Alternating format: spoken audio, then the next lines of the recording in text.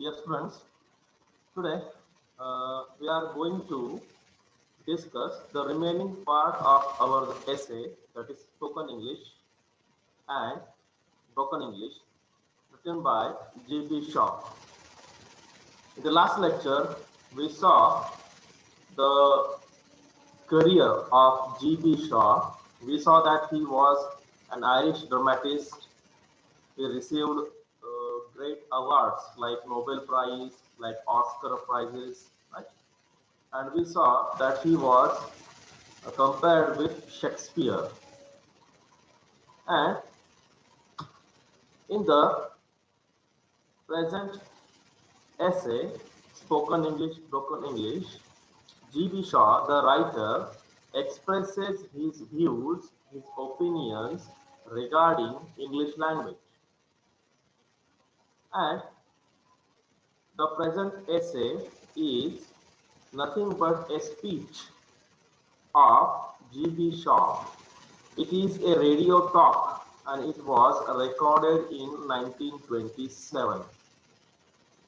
And this radio talk was recorded at Manhattan radio station. Manhattan is a city, right?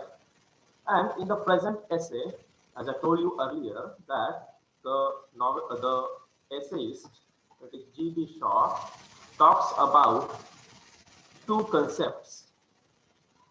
One is spoken English and second is broken English. So according to G.B. Shaw, we should go for broken English. And G.B. Shaw tells us that English is the mother tongue of England. English is the mother tongue of England, but it is a fact, it is the reality that the English spoken in England is not correct English. The people in England speak broken English.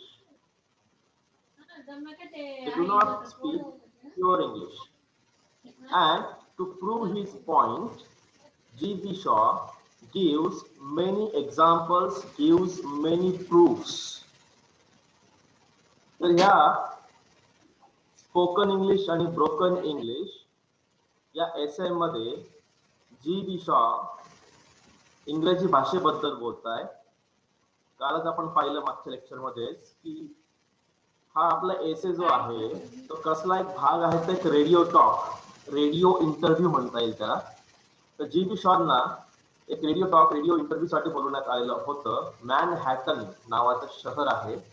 Manhattan शहराचा जो radio centre आहे, radio station आहे, तिथे हा radio talk record करण्यात आला 1927 मध्ये. आणि ह्या एसे मध्ये G.B. शॉ दोन गोष्टींचा उल्लेख करतात. एक स्पोकन इंग्लिश आणि दुसरा ब्रोकन इंग्लिश. आपण पहिल्या पार्टच्या लेक्चर मध्ये आपण पाहिलं की स्पोकन इंग्लिश म्हणजे जी भाषा आपण आपल्या दैनंदिन डे टू डे लाईफ मध्ये यूज करतो, that is called spoken English, right. पण G.B. शॉचं मत असं आहे, बघा आपल्याला असं समज आहे की इंग्लंडची भाषा ही इंग्लिश, मग इंग्लिश लोक जे आहेत, ब्रिटिश लोक जे आहेत, ती इंग्रजी भाषा अतिशय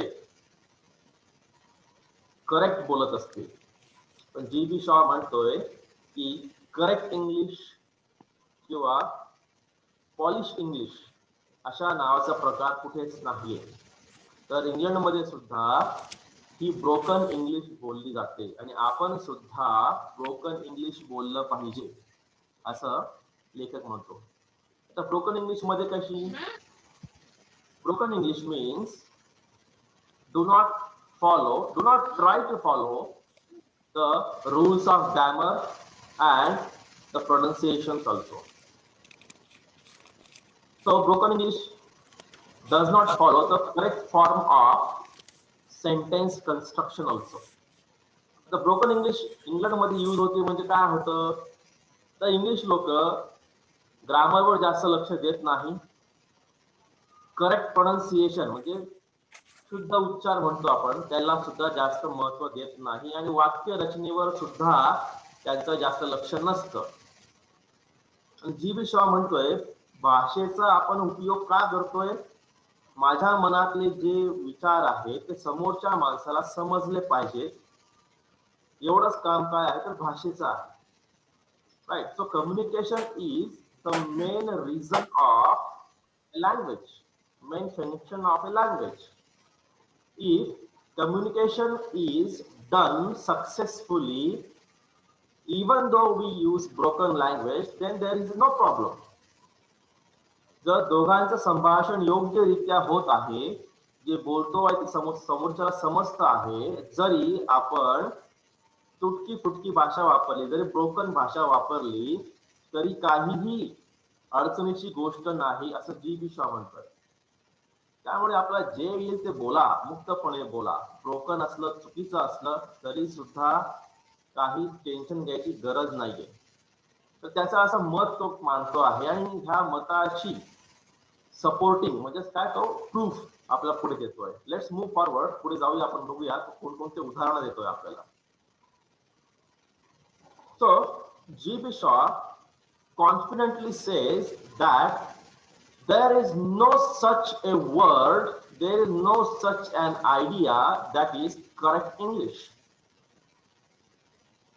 आपलं आश्चर्य वाटतंय की जी.बी. शॉ म्हणतोय की या जगामध्ये करेक्ट इंग्लिश नावाचा कोणताही प्रकारच नाहीये. करेक्ट इंग्लिश नावाची कोणती गोष्टच नाहीये, कोणती वस्तूच नाहीये. राईट. म्हणजे पूर्ण जगामध्ये करेक्ट इंग्लिश बोलली जात नाही, कुठेच बोलली जात नाही असं जी.बी. शॉ म्हणतोय. Right. What he says, let's see further. The talk is specially for those who are foreign students and wish to study in some English-speaking country, or native speakers who speak dialect rather than standard English. So, the reason of this essay is different one. This essay is written for the foreign students who speak English. So, if we want to go to America, if we want to go to England, what is the first thing in our mind? If we go to America, if we go to England, the first thing would come to our mind, that is language. And one more thing that would come in our mind, that is English language. So, we must learn English language if we want to go some English speaking country like America and England. जर आपल्याला अमेरिकेत जायचा वेळ आला, प्रसंग आला, किंवा England मध्ये जायचा प्रसंग आला, तर आपल्या मनामध्ये सगळ्यात पहिला विचार कोणता येईल? अरे मला इंग्रजी भाषा बोलता आली पाहिजे. त्या देशात गेलो, तिथल्या लोकांशी तर मी बोललो, त्या बोलण्यासाठी कोणती भाषा लागेल तर इंग्रजी भाषा लागणारच आहे, असा विचार आपल्या मनात येईल. राईट. पण इंग्रजी भाषा आली पाहिजे मला. जर मी अमेरिका, इंग्लंड सारख्या देशांचा विचार करेल तर दुसरा विचार माझ्या मनामध्ये कोणता येईल? That I must learn English, not just learn English, try to learn correct English. म्हणजे माझी इंग्रजी कशी असली पाहिजे? करेक्ट असली पाहिजे. असा हट्ट, असा विश्वास, अशी अपेक्षा मला स्वतःकडून होईल. मग मी काय करेल? मग ग्रॅमरची पुस्तकं आणेल, डिक्शनरी खोलून बसेल, एखाद्या इंग्लिशचा क्लास लावेल. राईट. म्हणजे माझा हेतू काय आहे? मलाही त्या इंग्लिश लोकांसारखं, इंग्लंड मधल्या लोकांसारखं, अमेरिकन लोकांसारखं फाड किंवा करेक्ट इंग्लिश बोलता यायला पाहिजे. पण जी.बी. शॉ म्हणतो that there is no correct English in the world.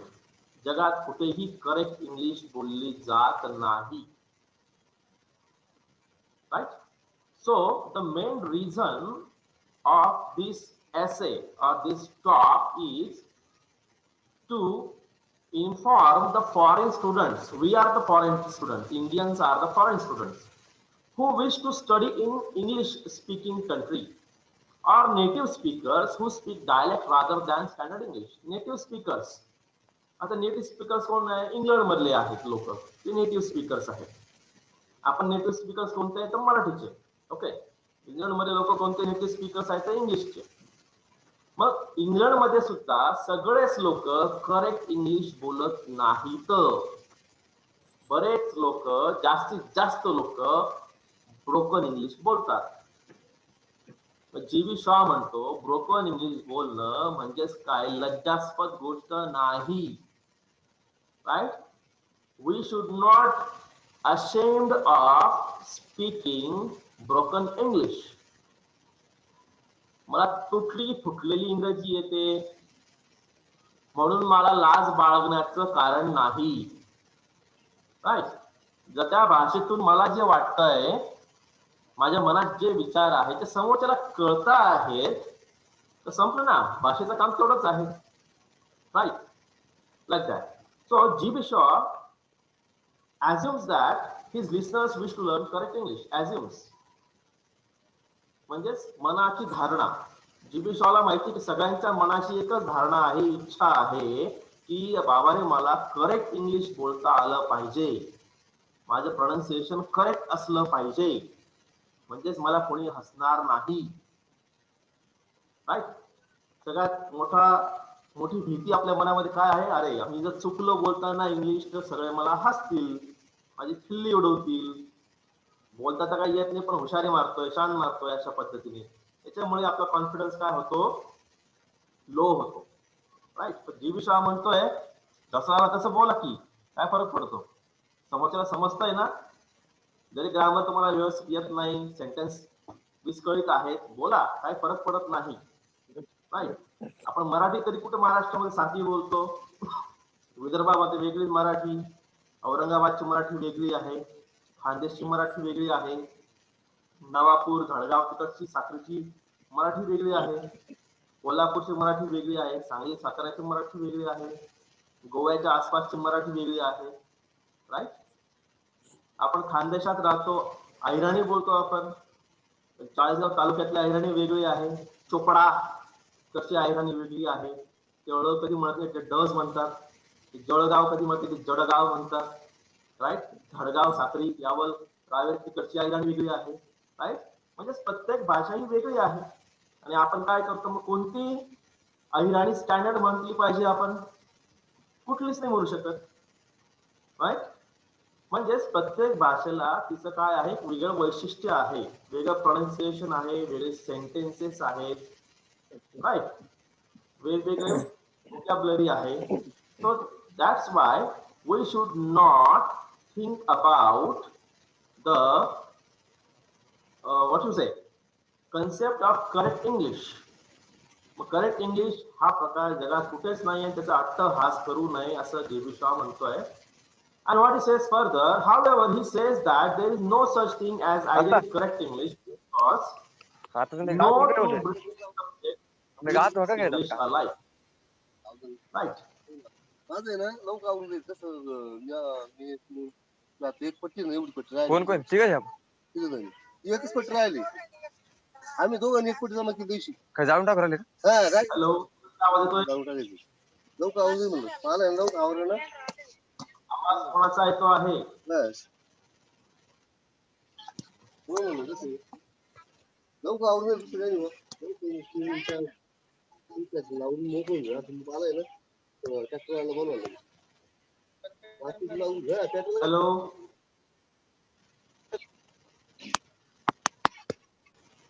okay, so we should not concentrate on the correct use of English. Whatever English we know, just use it. Just use it. आपण बघा spoken इंग्लिशचे classes लावतो. Right? मोठमोठ्या fee भरतो आपण, 10,000 15,000 20,000 भरतो आपण spoken इंग्लिशचे क्लासेस. आपला मेन हेतू काय असतो बरं? की हा क्लास केल्यानंतर मला इंग्रजी अतिशय व्यवस्थित येईल, करेक्ट इंग्लिश मला बोलता येईल, अशी आपली अपेक्षा आहे. आणि या स्पोकन इंग्लिशच्या क्लासेसमध्ये काय होतं? तो शिक्षक आपल्याला उभा करतो आणि सांगतो की बोला, चुकीचं असलं तरी सुद्धा बोला, काही प्रॉब्लेम नाही, मोकळेपणाने बोला, कॉन्फिडन्सने बोला, चुकलं तरी चालेल. राईट? म्हणजेच भाषा करेक्ट बोलण्याचं कोणतंही इंजेक्शन नाही, कोणतंही मेडिसिन नाही. It's a practice. It's a practice. त्यामुळे आपण करेक्ट भाषा बोलतो आहे, खूपच करेक्ट असली पाहिजे असं अजिबात नाही. Right. So what G.B. Shaw tells us, see the last lines, he says that there is no such a thing, ideally correct English, because no two British subjects speak English alike. Alike means same. इंग्लंडमध्ये ज्यांची मातृभाषाच English आहे, असे England मधले लोक, असे British लोक सारखे इंग्रजी बोलत नाही. त्यांच्यामध्ये सुद्धा इंग्रजी वेगवेगळी आहे. जसे आपल्याकडे मराठी वेगवेगळी आहे रिजन नुसार, जशी अहिराणी वेगवेगळी आहे. In the same way English not spoken in the same way in England. We have parts of England. Sussex हा एक भाग आहे इंग्लंडमध्ये, राज्य. वेसेक्स नावाचं राज्य आहे. नॉटिंगमशायर नावाचं राज्य आहे. राईट. या राज्यांमध्ये वेगवेगळ्या प्रकारची इंग्रजी बोलली जाते. ज्याप्रमाणे आपल्याकडे विदर्भाची मराठी, खानदेशी मराठी, मराठवाड्याची मराठी जशी बोलतो त्याच पद्धतीने. So English is not spoken in the same way. In the same way means same pronunciation, same sentence pattern, same rhythm. Right. बोलण्याचा तो लखब, प्रोनाउन्सिएशन सुद्धा वेगळे आहेत, ग्रामरचे सुद्धा रूल्स वेगवेगळे फॉलो केले जातात. अशा पद्धतीने या गोष्टी आहेत. त्यामुळे इंग्लंडमध्ये सुद्धा लोक करेक्ट इंग्लिशच्या मागे लागत नाही. आपण का लागावं मग? Right. So G.B. Shaw further tells us that there are two types of English speakers. One is native speaker and second is foreign speaker. We Indians are the foreign speakers. Right. So G.B. Shaw tells us that the two types of speakers, that is native and foreign speakers, they both have a single wish, and that wish is want to speak correct English. आणि इंग्लंडमध्ये राहणारा जरी व्यक्ती असला British म्हणजेच native speaker, आणि foreign speaker म्हणजेच इंग्लंडच्या बाहेरचे लोक, सगळे पूर्ण जग म्हणजेच काय फॉरेनर्स, त्या दोघांचा एकच हेतू आहे की मला इंग्रजी भाषा अतिशय करेक्ट आली पाहिजे.